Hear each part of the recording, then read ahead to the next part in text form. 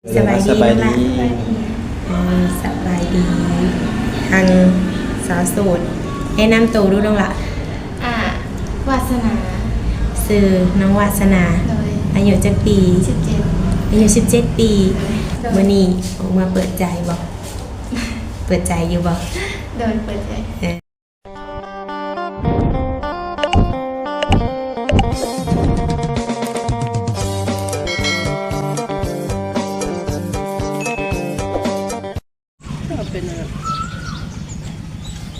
กับสบายดีและสวัสดีพ่อแม่พี่น้อง FC ของบาชิรัตโมสู่กูสู่คนเนาะ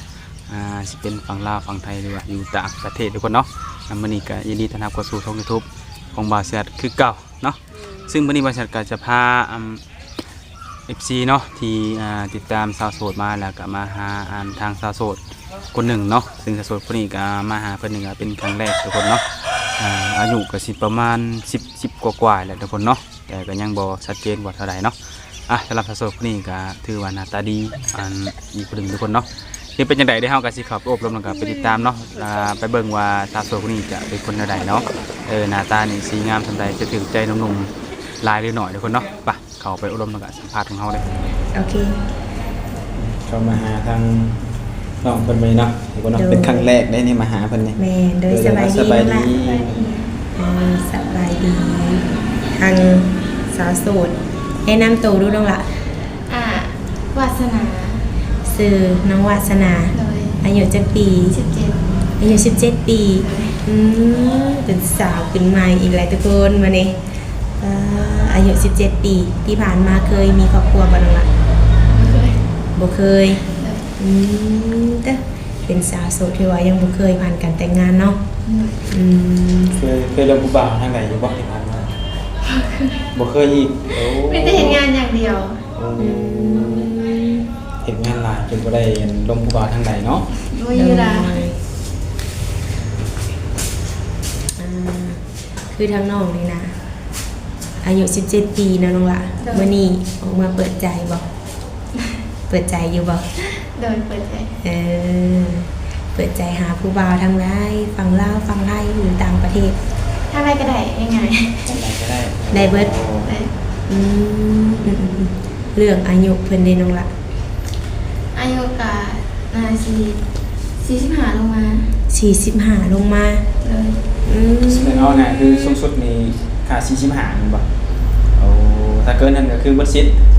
ก็ลงได้ลงได้ปัญหาว่าสิเป็นคนหักหรือเป็นพี่พี่น้องคนลุงยังกะว่ากันไปทีหลังตัวนั้นเนาะโดยคือเป้าหมายเฮาหลักๆเอาไว้อยากได้ประมาณ45ลงมาเนาะนี่คือเป้าหมายที่เฮาวางไว้ตัวนี้โดยมาเบิ่งกันว่าสิได้อายุหลายหน่อยหรืออายุหลายเนาะเอื้อยเห็นทั้งน้องนี่ก็เคยออกคลิปเทื่อนึงเนาะเป็นแนวใดมีอยู่บ่ผู้บ่าวฮะยังมีแม่นอยู่บ่คือว่าผู้เจ้าผู้งามตัวจังเนาะโอ้ยเฮ็ดงานเลิกมันก็เดึกเกิดน้องเฮ็ดงานหยังขายเบียร์เลยคือห่านตัวนี้มันบ่แม่มีเบียร์มีกับแก้มห่านนั่งกินแบบชิวๆฟังเพลงสบายๆเฮ็ดดนแล้วบ่ดอกเปิดได้ประมาณใน2 เดือนแล้ว2 เดือนเป็นอะไรลูกค้าหลายอยู่บ่แต่ละมื้อนี่แกพอมีอยู่ดำโต๊ะ2 โต๊ะเลยพอมาหาเราไปสงกรานต์แม่นเขายังซอกอยู่เงินดินสงกรานต์บ่ได้เนาะก็เจ้าไปทุ่มมันช่วงสงกรานต์เบิดเนาะโดยคือทางน้องนี่ยังบ่เคยสร้างครอบครัวนึงล่ะและคนที่สิเข้ามาร่วมน้องนี่เป็นเพราะห่างเพราะหมายลูกติดเลยซะน้องอ่ะก็ลมได้น้องก็บ่ได้ว่าลมบ่ได้นะก็เบิ่งลมกันเบิ่งกันไปนะว่าสิไปนำกันรอดบ่หรือบ่รอดเบิ่งตามความเป็นจริงเนาะน้องเนาะแม่ความเป็นจริงมันเป็นจังไดเฮาก็จังค่อยตัดสินใจโดยในทางน้องนี่แบบมักผู้บ่าวแบบไรซะน้องล่ะมีสเปคบ่มีแนวใดเลยอารมณ์แบบเข้าใจกันโดย2มาก็คือเวลาหายกันนะ เวลาเครียดให้กันน่ะอย่าใส่อารมณ์บ่มัก บ่ใช่ลมบ่ใช่กำลัง แม่นมีหยังก็บ่มักก็แค่บอกกันว่าบ่มักจังซั่นจังซี่แค่ขอแค่ปีหน้ามาหากันแล้วคุยนำกันว่าบ่มักจังซี่นะ ดูอืม มีอีกบ่ ก็อย่างหนึงก็รับครอบครัวที่เฮาเป็นได้นะ อืม อย่ามาว่าฐานะบ่ดี ดู คือครอบครัวนี่ค่อนข้างแบบฐานะนี่บ่ค่อยดีเนาะ แม่น โอ้ถ้าบ่ได้สิเข้ามาก็ต้องรับครอบครัวเฮาได้หรือว่ารับสภาพครอบครัวเฮาที่เป็นอยู่ทุกมื้อนี้เนาะ แม่น อืม ดูถือว่าบ่มีหยังหลายเนาะเวลาหายกันหรือว่าบ่พอใจกันหยังก็หันหน้าคุยกัน เลย บอกกันตรงๆเนาะ เลย ว่าบ่มักอันนี้อ่า แต่ถ้าสมมุติว่าเพิ่นหันหน้ามาคุยว่าอ้ายบ่มักน้องเป็นคนแบบนี้เนาะนิสัยแบบนี้นี่แล้วน้องสิยอมเปลี่ยนให้เพิ่นบ่ ก็ถ้ามาเปลี่ยนได้บ่เฮาก็ถ้าว่าสิให้เปลี่ยนเขาแต่เขาบ่เปลี่ยนนี่เฮาก็บ่เปลี่ยนคือกันได้ โอ้เพิ่นว่าต้องเบิ่งทั้งสองฝ่าย แม่น เพิ่น บ่ได้ แม่นๆ สิให้ฝ่ายหนึงเปลี่ยนแต่ตัวเองบ่เปลี่ยนน่ะมันเป็นไปบ่ได้ดอก ๆอืมเอาไงคือถ้าแบบทางเพิ่นนี่บ่มีแบบแบบบ่มักเฮาในแบบนี้ทางเฮานี่ก็ต้องมีคือกันเนาะ แม่น ถ้าเฮาบอกเพิ่นเปลี่ยนเฮาก็ยินดีเปลี่ยนคือว่าปรับตัวเข้าหากันเนาะอืม ถ้าสิให้คนหนึงปรับปรุงตัวเองก็ต้องตัวเองก็ต้องปรับปรุงตัวเองเหมือนกันต่างคนต่างปรับเข้าหากันมันก็โอเคถ้าว่าสิให้อีกฝ่ายหนึงปรับผู้เดียวตัวเองบ่ปรับก็คือเก่าแหละไปนำกันบ่รอดอยู่ดี เนาะอันนี้ก็เป็นความนอก เลย ทุกสิ่งทุกอย่างมันต้องมีการปรับเข้าหากันทั้งสองฝ่ายเนาะน้องละ เลย จะได้เป็นว่าคู่ชีวิตมันจังสิไปรอดเนาะ ตรงได้ทั้งน้องวาสนามักผู้บ่าวเฮ็ดอาชีพอย่างน้องละเวียกงานของเพิ่นนี่ และเอสเดก็ได้นะ ได้เบิดบ่ ได้เลย อืม ก็แต่สามารถเอากันลอก อืม เอากันแล้วดูกันแล้วนี่แบบสามารถเรียกชีพเอาไปเนาะพาสามไปทำกันแบบเฮาสบายไปมื้อหน้าเรื่อยๆเนาะ โดยแสดงว่า FC เอื้อยที่เพิ่นแบบเป็นชาวไร่ชาวสวนแบบนี้น่ะก็มีชิดจีบน้องบ่ เอาลงกันไป อ่า เอาลงในอยู่ รวมได้อยู่เนาะ เลย ถือว่ามีสิทธิ์อยู่ทุกคนได้เข้ามาร่วมเบิ่งบางทีอาจสิถึกใจข้างนอกวาสนาเพิ่นก็มี แต่บางทีก็บ่ค่อยตอบมีเวลาตอบนะเลิกงานเลิกก็ตื่นก็คือ3 โมงตื่นนะ โอ้ตื่นปิดเปิดจังโมงล่ะนี่นะ เปิด3 โมงปิด12 โมง เปิด3 โมงแรงปิดชั่วโมงหรือว่าเที่ยงคืนกลางคืน เลย ตามลูกค้าอยู่ยิ่งหมดเลยนะ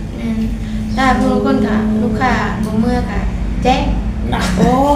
นี่มันนี่อีก มีบ่ เข้ากับไล่ติดพนักงานไปแล้วนั่งกินเบียร์เขาซื้อนะ โอ้ แล้วเฮาก็ได้ติป แม่ ก็แสดงว่า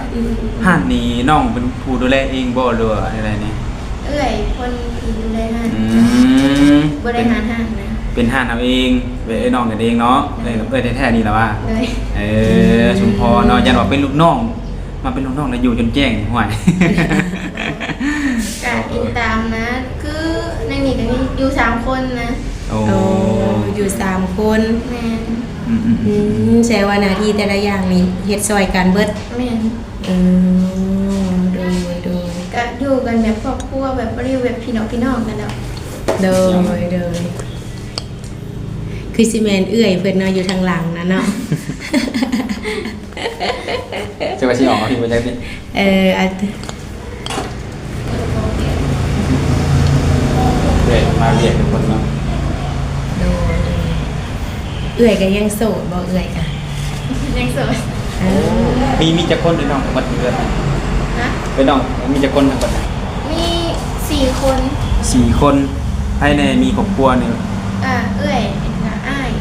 เขาไปอยู่ไทยไปแล้ว ยังเหลือ2 คนอยู่บ้าน คือเจ้ากับเอ้ยผู้เมื่อกี้นี่แบบยังไงแบบ ยังมีครอบครัว มีครอบครัวแบบเอ้ยแบบติดกันเล่นมาเนี่ยนะเจ้าเป็นลูกสาวล่าโอ้ สาวดาทุกคน สาวล่าเนาะลูกสาวล่านี่แบบถ้าเกิดผมได้มาถึงมีครอบครัวนี่นะแบบอยากได้น้องคนนี้ได้มาอยู่นำเนาะมาดูแลเวียกงานการเฮือนอยู่นำสินะอยากได้ไปอยู่นำสินะไปได้ป่ะน้อง สิไปไม่ได้เพราะว่า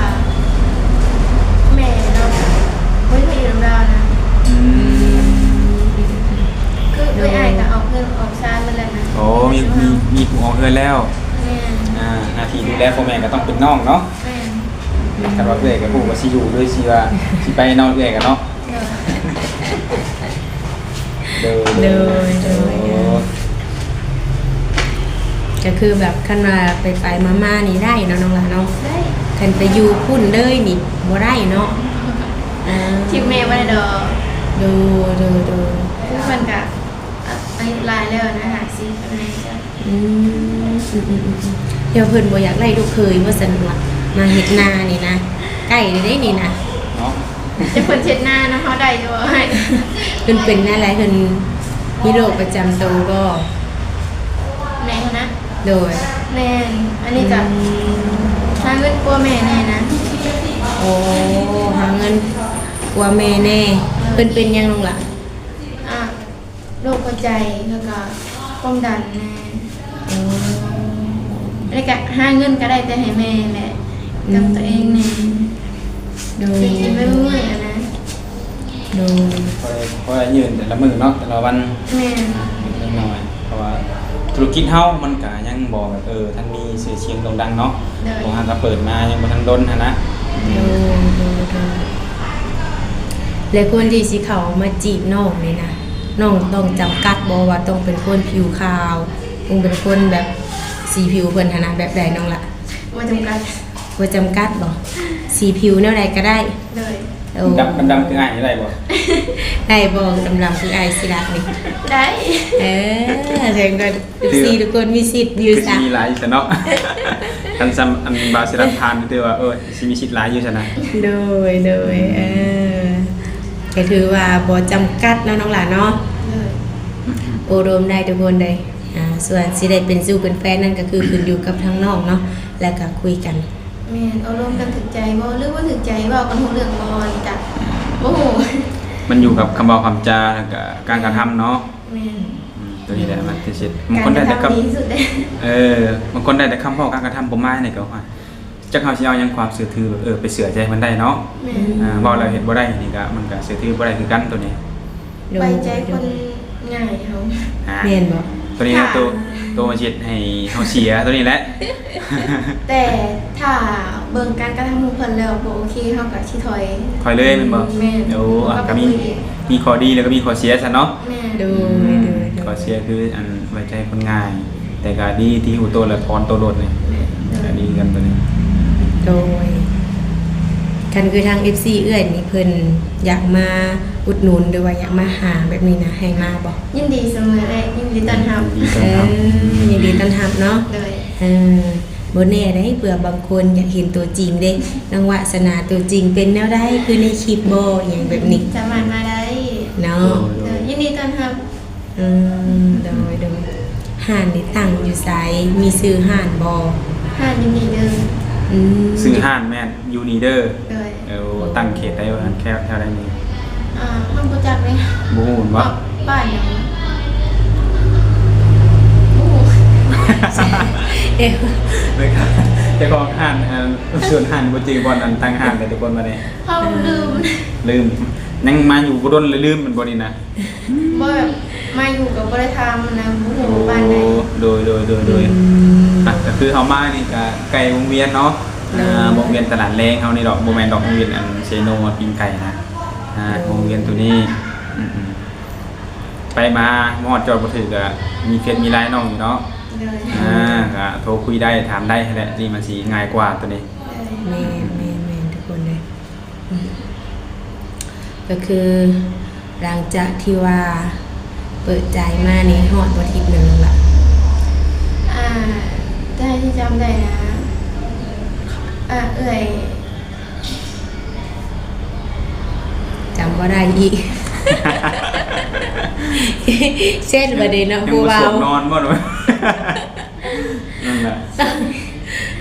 เลยสิจำซื้อผู้เบาละบาดนี้ ถามไหมเนาะจำบ่ได้นะบ่เป็นหยังพูดแต่ว่าทุกมื้อนี้เป็นโสดเนาะเป็นโสดหนุ่มๆที่เข้ามาใหม่ก็มีสิทธิ์หรือว่าหนุ่มโสด อิ่มนะไม่เลย หน้าตาบุคลิกของผู้บ่าวเลยน้องละหน้าตานี่ ต้องจำกัดว่าต้องเป็นคนรูปหล่อ บ่หลอกบ่ยังก็ได้ข้อแต่ว่านิสัยใจคอดี หลักๆก็คือเน้นนิสัยห เอา น้า ไง ตานี่ ค ดีเนาะคนดีนิสัยดีการกระทำดีบุคลิกดี เบ้าบอแอนะ บ่แอบแบบบ่คำใดคำนั้นเนาะ ดูเด็ดขาดนะน้องดาเนาะถือว่าเขามาร่วมได้มีเฟซมีไลน์บ่ นี่ อืมคือมีเฟซมีไลน์ให้ทางหนุ่มๆเพิ่นเนาะแจกไลน์บ่ทั้งสองบ่น้องล่ะ จะลายหรือแต่ลาย จนได้ดินได้เนาะ เออ เอาทางเอื้อยกับทางอ้ายก็สิคือเอาไลน์น้องนี่ไปแจกให้ทาง FC ของเอื้อยเนาะส่วนใหญ่ FC เอื้อยนี่บางคนนี่เพิ่น50กว่าแบบนี้นะน้องล่ะมีสิทธิ์บ่ สมัครคุยได้อะ คุยได้เนาะ โดย เอา แต่ว่าถ้าจำกัดนี่บางทีก็ได้อายุหลายกว่าบางทีก็มีแบบว่าโกลงจุกใจกันนะลงแบบผู้ใหญ่ผู้ใหญ่บ่โอเอนะบ่จุกจิกจุกจี้แบบบอกคำใดคำนั้นนะไปคือไปอยู่ก็อยู่นะ ตัวนี้เนาะตัวสิมัดใจน้องได้ แม่ อันอยู่นี่ก็คือเฮาวางประมาณไว้ซื่อ โดย ตัวสิมัดใจเขาได้ก็คือที่น้องเว้ามาเนาะเว้าคำใดคำนั้นเฮ็ดเว้าได้เฮ็ดได้จังซี่เนาะ โดย อืม เรื่องสมมุติเนาะบางทีเพิ่นว่าถ้าว่าโอารมณ์แล้วเพิ่นสิให้แต่เพิ่นบ่ให้นี่ก็เฮาบ่มักเลย เหมือนเว้าแล้วเนาะ มาเฮ็ดให้เฮามีความหวังเนาะเฮาก็รอความหวังนั้นแต่สุดท้ายมันก็หวังเปล่าบ่ได้ คือน้องเป็นคนที่นิสัยให้คือให้บ่ให้คือบ่ให้ โอ้ ถ้าให้บ่ได้ก็บ่ต้องเว้าแบบเฮาก็แม่นว่าหวังอยากได้ดอกแต่บางคนเข้ามาจะซื้ออันนี้นั่นให้นะ แต่บ่เห็นนะ แม่นๆ ก็เลยบ่มักตัวนี้เลยหลายกว่า ที่น้องว่ามานี่มันมีอยู่แล้วใช่ป่ะสิ้นเดือนเด้ออาจสิมีของขวัญให้เนาะหรือว่ามื้อนั้นมื้อนี้อาจสิมีรางวัลไปให้มีนั่นไปให้สุดท้ายมามื้อหน้าเด้อมื้อนั้นเด้อมื้อนี้เด้อเนาะ ตัวไกลนะถ้าว่าบ่เตรียมจะให้ก็บ่ต้องว่าน้องบ่มักน้องเจอเลยน้องบ่มักเลยนิสัย โอ้เซลเคยเจอมาแล้ว โดย มันมีเนาะแต่มีเนาะมีอยู่แล้วเกิดสตาร์ทว่าเข้ามาล่อลมเฮาเนาะล่อลมได้แบบไอ้มีหยังสิให้เนาะก็เฮาก็คุยแบบเฮากับฟังว่าเขาจริงใจกับเฮาอยู่แล้วเนาะ โดย คือเฮาก็จริงใจกับเขาจังซี่นะสุด เสื้อ ท้าย คนง่าย นั่นแหละ สุด สุด ยอ ท้า ด ยมัน เล ก็ ย ได้แต่การลงได้แต่คำเว้าอะไร โดย ก็เป็นหยังเชื่อใจง่ายแต่ก็ตอนโตง่ายก็ถือว่าดีอยู่เชื่อใจง่ายบางทีเฮาเชื่อใจถึงคนเฮาก็สิได้ดีในมื้อหน้าเลยตัวนี้ แน่ก็มีแต่ว่าเป็นกำลังใจให้ทั้งน้องเนาะน้องหลานเนาะค่ะเปิดห้านขายเบียร์ก็ขอให้ขายดีๆเนาะขอให้มีลูกค้าเต็มห้านทุกมื้อเลยน้องหลานเด้อแล้วก็ให้พบพ่อคนดีๆเข้ามาในชีวิตนั่นแหละเนาะ ว่างมาสิได้พอนะ ให้พ่อไว้นี่ โดยจังไหนทั้งเอ้ยก็สิได้ขอตัวกลับก่อนเนาะวันนี้เนาะโดยสบายดีน้องล่ะ